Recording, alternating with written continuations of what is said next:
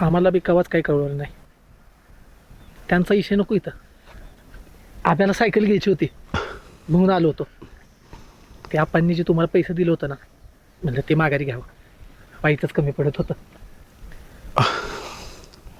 पोराव, तुम्ही वाईट वाटून घेऊ नका. नाही म्हणजे आपाचा इशे बी नको म्हणताय आणि त्यांनी दिलेलं पैसे बी मागताय, ते काही समजलं नाही मला. ऐका,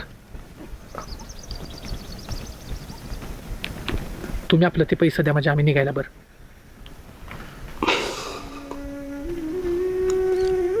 पैसे द्यायला काही हरकत नाही. पण दाद्या, पण आपण ज्या वावरात उभा आहे हे वावर सोडवायला आपण 10,000 रुपये दिलं होतं मला. त्यांच्याकडे बी तेवढंच होतं म्हणून समज दिलं आणि गेला. वावर सोडवलं, पण गरिबीची साडेसाती काही सुटली नाही. आता एक वावर कसतोय आणि कसा बसा संसार चालवतोय. रोख पैसे कुठून येणार? आणि घरातलं धनधान्य एकावं म्हणलं तर खायलाच पुरणं, तर इकू कसं?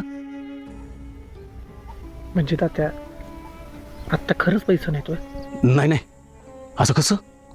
असं मोकळ्या हाताने जाऊ दिलं होय मी तुम्हाला? अरे पोरावो, तुमच्या आप्पाचं लय उपकार आहेत माझ्यावर. माझ्या वाईट काळात आप्पा कामाला आल्यात, आणि आता तुम्हाला गरज आहे म्हणल्यावर तुम्हाला मोकळ्या हाताने जाऊ दिलं होय. तुम्ही एक काम करा, आज रातच्याला इथं राहा आणि उद्या सकाळच्याला पैसे घेऊनच जा. एका रात्रीत कुठनं उभं करणार एवढं पैसा?